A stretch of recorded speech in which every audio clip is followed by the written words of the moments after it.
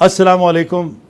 आप प्रोग्राम देख रहे हैं गिट मिट विद मोहसिन गिलानी, बोल न्यूज़ का सोशल मीडिया नेटवर्क, जहां पे आज मेरे साथ फनकारा हैं। एक ऐसी सीनियर फनकारा जिन्होंने हमें एजाज़ बख्शा, हमें वक्त दिया, इस स्टूडियो में तशरीफ़ लाई। ये हमारी खुशकिस्मती है।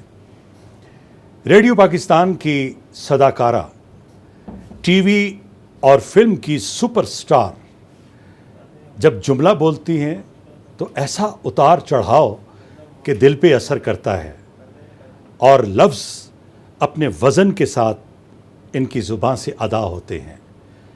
जी हाँ, हमारी मोहतरम फनकारा अज़रा आफ्ताब साहिबा, अस्सलाम वालेकुम। वालेकुम अस्सलाम, बिस्मिल्लाहिर्रहमानिर्रहीम। सबसे पहले तो मोहसिन, आपने इतनी तारीफ़ कर दी मेरी कि मुझे ख़ुद से शर्म आ रही है। अरे नहीं, बहुत बहुत शुक्रिया। अभी तो मेरे पास वो लफ्ज़ ही नहीं थे जो मैं आपकी शान के मुताबिक कह सकता। वही बात है कि छोटा मुंह और बड़ी बात। ऐसा ना कहें। अब आपकी तबीयत कैसी है? आप अपनी तबीयत के बारे में बताइए। मैं अब बहुत बेहतर हूँ, अल्लाह का बड़ा शुक्र है, क्योंकि मैं काफ़ी क्राइसिस से गुज़री। मैं मतलब पहले कैरियर के बारे में तो हम बाद में बात करेंगे, पहले मैं अपनी बीमारी की बात आपसे कर हाँ लूँ। जी हाँ, मैं इसलिए चाह रहा था कि लोगों को पता लगे कि आप इतनी सिचुएशन के बावजूद आप यहाँ पे तशरीफ़ लाएं। बाहिम्मत हूँ अभी तक, जी। अभी तक बाहिम्मत हूँ। अपने घर का काम भी करती हूँ, अपना घर संभालती भी हूँ, हर जगह आती जाती भी हूँ। हुआ ये था कि आज से 4.5 साल पहले मुझे एकदम ब्रेन हेमरेज हुआ। मुझे होता था इनफैक्ट माइग्रेन। जी। तो लोग जानते होंगे आधे सर के दर्द को कहते हैं। तो वो मुझे उससे मेरी रग फट गई थी दिमाग की। तो मेरे मियाँ के चचा हैं इक़्तिदार भट्टी, कराची में बहुत बड़े न्यूरोसर्जन। तो मेरी बेटी ने उन्हें फ़ोन किया कि ये हो गया है वालदा के साथ। उन्होंने कहा मेरा शागिर्द एक लाहौर में है और अंजुम हबीब वोरा उनका नाम है। बहुत नाम है उनका। जी, तो आप फ़ौरन जाएं, मैं उन्हें फ़ोन कर देता हूँ। फिर उन्होंने मुझे फ़ौरन हॉस्पिटल बुलाया, जनरल हॉस्पिटल है यहाँ लाहौर में। वहाँ उन्होंने मेरा ऑपरेशन किया। अगर आप मेरे सर को हाथ लगाएं ना तो इसमें इतने इतने से 4 गड्ढे हैं, 2 यहाँ 2 यहाँ। अब आपको मेरे सर पे बाल पूरे नज़र आ रहे हैं, उन दिनों मेरे सर पे बाल नहीं थे। तो मैं इस बड़ी तकलीफ़ से गुज़री, लेकिन इसके बावजूद मैंने हिम्मत कभी नहीं हारी। यही तो सबसे बड़ी बात है।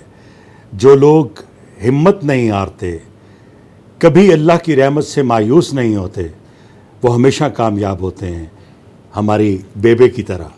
मैं इनको सराइकी में बेबे कहता हूँ। बेबे जो लफ्ज़ है ये एहतराम का है, आपा के लिए कहा जाता है, और पंजाबी में बेबे माँ को भी कहते हैं। ये मेरी बड़ी बहन भी हैं, मेरी माँ भी हैं। अज़रा साहब, ये बेबे मुझे इसलिए कहते हैं कि ये बहुत छोटे थे, निक्कर पहन के आते थे रेडियो पाकिस्तान मुल्तान में। तो वहाँ हम एक प्ले किया करते थे सराइकी में, उसका नाम था मासी सत्तो। मासी सत्तो हमने काफ़ी अरसा किया, मेरा ख्याल है मोहसिन, मुझे याद नहीं पड़ता, सालों किया। उसके बाद ये हुआ कि मेरी शादी हो गई। जी हाँ, वो मासी सत्तो इतना मकबूल प्रोग्राम था जो रेडियो पाकिस्तान मुल्तान से आता था।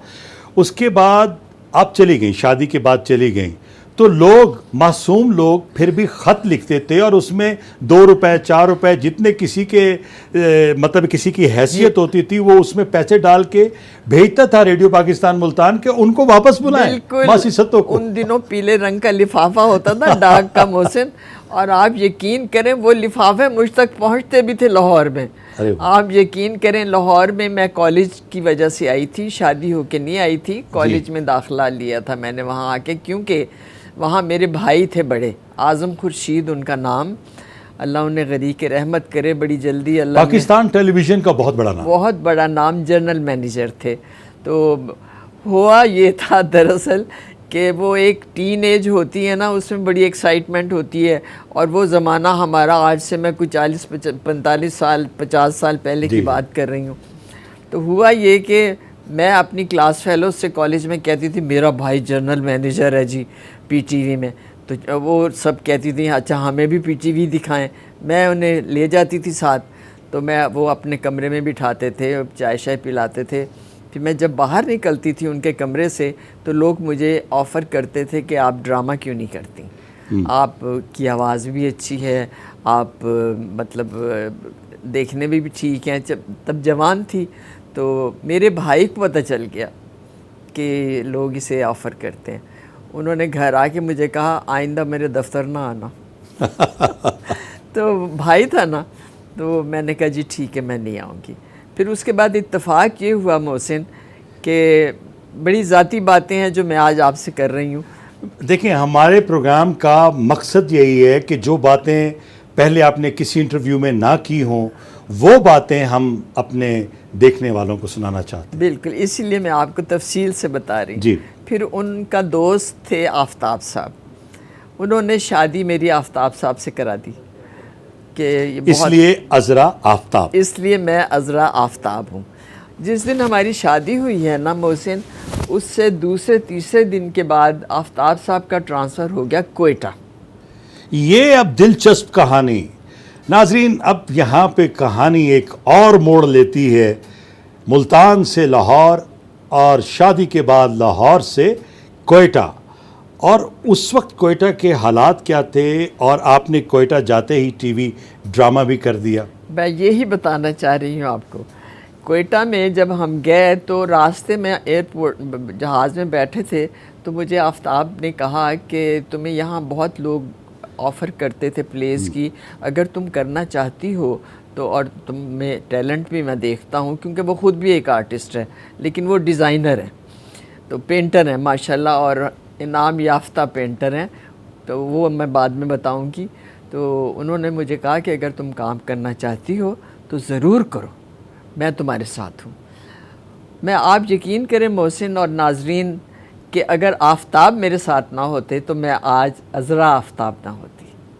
बड़ी अच्छी बात की। हम कहते हैं कि हर कामयाब मर्द के पीछे एक औरत का हाथ होता है, लेकिन यहाँ ये भी साबित हुआ कि हर कामयाब औरत के पीछे एक अच्छे मर्द का हाथ भी ज़रूर होता है। और मैं आपको ऐसे ऐसे वाक़यात बताऊं, कोयटा उन दिनों बहुत बैकवर्ड था, वहाँ कोई औरत बाहर नहीं निकलती थी। तो जब मैंने काम शुरू किया तो मेरे घर के शीशे तोड़ जाते थे लोग, खिड़कियों के, दरवाज़ों के। जब आपको पीटीवी ड्रामों में देखते थे या लोगों को पता लगता था, महल्लेदारों को पता लगता था कि यहाँ टीवी आर्टिस्ट रहती है, इसको देख के तो हमारी घर की बच्चियाँ, हमारी बहनें भी कहेंगे कि हमने टीवी करना, और हमारी कहते थे हमारी औरतों को ख़राब करती है, इस औरत को निकालो यहाँ से। लेकिन वो आफ्ताब थे मोहसिन बेटा, जिन्होंने मुझे इस तरह से सपोर्ट किया। उन्होंने कहा मैं हूँ ना आप तुम्हारे साथ, जो मर्ज़ी करो, मैं हूँ ना तुम्हारे साथ। उन्होंने हर चीज़ का मुकाबला किया। फिर वो मतलब वक्त आ गया, मैं 40 या 42 साल कोयटा में रही बेटा। आप यकीन करें, मुझे मदर ऑफ़ कोयटा कहते हैं लोग। बिल्कुल सही, बिल्कुल सही। तो मैं I am proud of it कि मैं जवानी में मैंने हमेशा माँ के रोल किए, मैंने कभी आज तक हीरोइन का रोल नहीं किया। वहाँ एक वाक़या मैं आपको बताती हूँ। हम कोयटा में रहते थे, आबिद अली मरहूम, खुदा उन्हें गरीक के रहमत करे, मेरे बहुत ही मोहसिन और अच्छे भाई थे। एक दफ़ा आए कोयटा हमारे घर, वो दश्त ड्रामा बना रहे थे। जी, आप भी थे उसमें। मैं ही आपका भाई बना था, सरदार हमजा सलारी। जी जी। तो वो उन्होंने मेरे घर आके बात की कि आप चाहिए मुझे उसके लिए। उसमें सबिया खानम भी थी। जी, वो मेरी दाई माँ का रोल कर रही थी। अतीका ओडो को वो पालती हैं, मुझे भी उन्होंने पाला, वैसा कैरेक्टर। जी जी। तो वो मैंने उन्हें इनकार कर दिया। मैंने कहा नहीं आबिद भाई सॉरी, मैं नहीं कर सकती, मेरी बच्ची बहुत छोटी थी तब, बिल्कुल वो प्राइमरी स्कूल गोइंग बच्ची थी। तो मैंने कहा मैं नहीं कर सकती, मेरी बच्ची स्कूल जाती है और हमारी एक ही बच्ची है, मैं कैसे छोड़ के चली जाऊंगी। ये कह के तो आफ्ताब साहब बैठे थे आबिद साहब के साथ, तो मैं चाय वाय के लिए आ गई। तो जब मैं चाय बनाने के लिए गई हूँ तो बाद में आफ्ताब साहब ने उन्हें कहा क्या आप बेफिक्र हैं, ये करेगी। ये आफ्ताब साहब थे जो मैंने दश्त किया। आप यकीन करें, मुझे तो अपने ड्रामों के नाम भी याद नहीं है मोहसिन। मैं एक वाक़या नाजरीन को बता दूं कि दश्त में ये मेरी बहन का रोल कर रही थी और भांजी के रोल में थी शाइस्ता जबी साहिबा जी, और ये एक ही कमरे में रहती थी और अचानक उस कमरे का एसी ख़राब हो गया, जो आजकल एक बहुत बड़ा गेस्ट हाउस है, उस वक्त अभी नया नया बना था, जो हमें दिया गया आईजी कोयटा की तरफ से जब हम दश्त ड्रामा कर रहे थे। तो अयूब खोसा और मैंने इनको अपना कमरा दिया, ये उस कमरे में ठहरी ताकि इनको एसी कमरा मिलना चाहिए। अयूब खोसा और मैंने वो रात मच्छरों में हमने छत पे गुजारी और वहीं से हमारी दोस्ती भी हो गई। बहुत यादें हैं हमारी ड्रामा दश्त से, इसमें कोई शक नहीं। और उसके बाद फिर शाइस्ता का जब रोल ख़त्म हो गया था मोहसिन, तो मेरे कमरे में सबिया खानम आ गई थी जी। वो सबिया खानम इसलिए आ गई थी क्योंकि वो देखती थी ये नमाज़ पढ़ती है, ये मतलब बड़ा टाइम से उठती है, तो मैं वो इस चीज़ को बड़ा अप्रिशिएट करती थी। वो खुद भी बड़ी नमाज़ी थी, क्योंकि वो 5 वक्त की नमाज पढ़ती थी, तहज्जुद पढ़ती थी, 5 सूरा हर वक्त उनके पास होता था, वो 5 सूरा पढ़ा करती थी। अभी भी आप मेरा पर्स देखेंगे ना तो उसमें छोटा सा ज़रूर पंसूरा पड़ा होगा, क्योंकि मैं भी थोड़ा सा अल्लाह मियाँ ने अल्लाह के खुदा से डर के कहती हूँ कि मैं थोड़ी रिलीजियस हूँ बहुत, तो मैं बहुत ईमान रखती हूँ और कोशिश करती हूँ मेरी कोई नमाज कभी कज़ा ना हो। अच्छा, दश्त के बाद आप फिर 42 साल तो कोयटा में रही, उसके बाद फिर वापस लाहौर आई या कराची? क्योंकि आपने कराची सेंटर से काम किया, इस्लामाबाद सेंटर से काम किया, लाहौर सेंटर से काम किया। हम लोग कोयटा रहे 40 साल, तकरीबन 42 साल मुस्तकिल काम किया। मुझे तो अपने ड्रामों के नाम भी याद नहीं है, आप यकीन करें। उसके बाद हम इस्लामाबाद आ गए क्योंकि आफ्ताब साहब का ट्रांसफ़र इस्लामाबाद हो गया था। फिर मैंने इस्लामाबाद से बेशुमार ड्रामे किए, नाम मुझे बिल्कुल याद नहीं है, लेकिन आप जाएं उस पर मेरा नाम लिखें यूट्यूब पे या किसी उस पर, तो आपको सारे आ जाएंगे। और कोयटा में मैंने एक बहुत अच्छा ड्रामा किया था आशिर अजीम के साथ, धुआं। यादगार ड्रामा था, और उसमें मेरा रोल भी बहुत अच्छा था। और उसमें नबील जो आजकल बुलबुले में काम कर रहे हैं, वो नबील उसमें थे, मेरे बेटे बने थे, और यकीन करें वो नबील का पहला प्ले था। जी हाँ, और उस ड्रामे से बहुत शोहरत मिली, नबील को भी, सबको। हमारे तमाम जितने भी दोस्त अहबाब हैं, टेक्नीशियन हैं, अदनान शकील अदनान का जिक्र ज़रूर करना चाहिए क्योंकि वो डीओपी थे। मैसेज भी आते हैं मुझे, पुराने ड्रामों की तस्वीरें भी मुझे भेजते रहते हैं। अच्छा, आपको कोई ऐसा ड्रामा याद है जो आपको मतलब उसकी परफॉर्मेंस, कोई कैरेक्टर? आपने फ़ारूक मैंगल की एक फ़िल्म की थी हिजरत, उस हिजरत में आपने एक कैरेक्टर किया था, बहुत अच्छा कैरेक्टर था। वो था एक अफ़गानी औरत का, लेकिन वो इत्तेफाक से मुझे नहीं पता क्यों उसमें मेन रोल मेरा था। जी। लेकिन वो हुआ ये कि वो अफ़गानिस्तान से हिजरत करके आती है औरत, जो मैं बनी थी।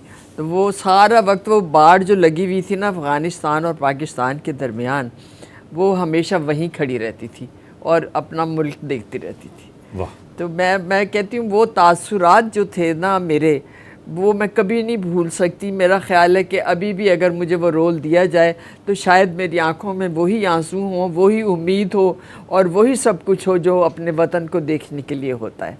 वो बहुत अच्छी फ़िल्म थी। इसके अलावा भी मैंने फ़िल्में की हैं। मैंने काफ कंगना आपने की है, खलील रहमान कमर की, ये तो अभी हुई है। मैंने इससे पहले नमस्ते की, धरती की, लव इन अमेरिका की, मतलब काफ़ी सारी फ़िल्में की हैं मैंने, लेकिन मुझे अपनी सबसे ज़्यादा अच्छी फ़िल्म जो लगी थी वो हिजरत लगी थी। वाह। देखिए ना, रेडियो, टीवी, फिल्म, आपने हर जगह जिसे कहते हैं ना कि अपने झंडे गाड़ दिए कि अज़रा आफ्ताब का जुमला लोग सुनते थे तो कहते थे कि याद होगा मासी सत्तों के लिए जो हमने मतलब किया। आप तो बच्चे थे तब, मैं अब लोगों को यकीन नहीं आएगा कि मैं कितना बच्चा था और बरामदे में भागता था। हाँ, निक्कर पहनी होती थी, खाकी रंग की निक्कर और सफ़ेद कमीज़ आधे बाजुओं की, मुझे अच्छी तरह याद है। तो वहाँ से फिर सलीम मिर्ज़ा एक होते थे हमारे वहाँ, मैनेजर थे या कुछ थे, सईद मिर्ज़ा साहब, सईद मिर्ज़ा, वो हमारे ड्रामे के प्रोड्यूसर थे, सीनियर प्रोड्यूसर, और टीवी पे भी परफॉर्मेंस करते थे। उन्होंने मुझे कहा कि सईद साहब ने कि आपकी आवाज़ बहुत अच्छी है, आप ख़बरें क्यों नहीं पढ़ती? खनक है आपकी आवाज़ में। तो मैंने बेटा फिर उसके बाद मैंने काफ़ी अर्सा ख़बरें भी पढ़ी। जी हाँ, मैंने आप- जिक्र किया जी, इसमें जी, कि आप सराय की खबरें भी पढ़ती थी। बिल्कुल। अच्छा, एक ड्रामा हमने किया था, मैं आपको ज़रा याद करा दूं। उस ड्रामे का नाम था बाबुल। जी पीटीवी से ये ड्रामा चला। जी जी मैं बाबुल का रोल कर रहा था और उसमें आप मेरी माँ थी, जी बेजी, बिल्कुल और शाइस्ता जबी मेरी बहन थी। जी ये वो माँ का रोल अदा कर रही थी जो बहू को तो अच्छा नहीं समझती, ना पोतियों को इतना करीब लाती हैं, इनकी मोहब्बत अपनी बेटी से रहती है। और बेटी का जो शौहर है, इनका दामाद, वो बेटी को खुश नहीं रखता, उसको परेशान रखता है और हर वक्त कहता है कि जब अपनी माँ से, अपने भाई से पैसे लेकर आओ। वो राशिद महमूद साहब कैरेक्टर कर रहे थे, वो हैं ही ऐसे। तो ये एक सबक आमोज बात थी कि ऐसी माँ जो बेटियों को सपोर्ट करती हैं, बहुओं को सपोर्ट नहीं करती, ये बहुत गलत बात, दुख वाली बात है। गलत बात। बल्कि एक दफ़ा जब उसमें एक सीन था कि मुझे बैंक से नई गाड़ी मिलती है, तो मैं कहता हूँ अपनी बीवी से, माँ से कि सब चलो मेरे साथ, मैं आप लोगों को बाहर ले जाऊँ घुमाने के लिए। तो मेरी माँ कहती हैं कि नहीं, ये सब बच्चे जाएंगे। तो मेरी बीवी से कहती हैं, वो जो सबा फैसल रोल कर रही थी, कि तुम बैठो घर में, ये पूरियाँ शूरियाँ बनाओ, तुमने क्या करना है जाके। तो ये वो बहू जो मतलब चाह रही है कि मुझे सास से मोहब्बत मिले, या मैं सास के साथ बैठकर अपने शौहर के साथ मैं बाहर निकलूं, लेकिन ये सास अपनी बहू को कभी वो मकाम नहीं देती। ये बात ख़त्म होनी चाहिए हमारे माशरे से कि शादीशुदा बेटी को मैके नहीं, अपने घर को घर समझना चाहिए। लेकिन हमारी जो माँ है उसको भी समझना चाहिए कि बहू को मकाम देना चाहिए, इज़्ज़त देनी चाहिए। मैं बिल्कुल ऐसी माँ नहीं हूँ, लेकिन नहीं, वो नहीं, रोल था इसलिए मैं मैंने बाबुल किया। की बात कर रहा हूँ। नहीं, मैं वो रोल चूंकि ऐसा था इसलिए मुझे करना पड़ा, वरना मैं जैसी औरत हूँ वो आप भी जानते हो बेटा। मैं बहुत ही हम्बल, मैं तो अपने नौकरों से माफ़िया मांगती रहती हूँ, बेटा वो हो सॉरी ये काम हो गलत हो गया, मुझे माफ़ कर देना। तो वो बेचारे कहते हैं आप हमारी माँ हैं, माँ की जगह आप क्यों ऐसा करती हैं। मैं बहुत ही हम्बल हूँ, अल्लाह का बड़ा शुक्र है, खुदा का, खुदा इसी तरह रखे। तो वो रोल था एक, इसलिए कर लिया। देखिए, हमारे जो ड्रामे के कैरेक्टर होते हैं वो इसीलिए तो लिखे जाते हैं कि लोग उससे सबक लें, बिल्कुल, ना कि बिगड़ जाएं। अच्छा, आजकल जो मीडिया पे ड्रामे दिखाए जा रहे हैं उसके बारे में आप क्या कहेंगी कि पहला ड्रामा और आज का ड्रामा, आप कहाँ देख रही हैं आज के ड्रामे को? पहले ड्रामे में और आज के ड्रामे में बेटा ज़मीन आसमान का फ़र्क है, ज़मीन आसमान का।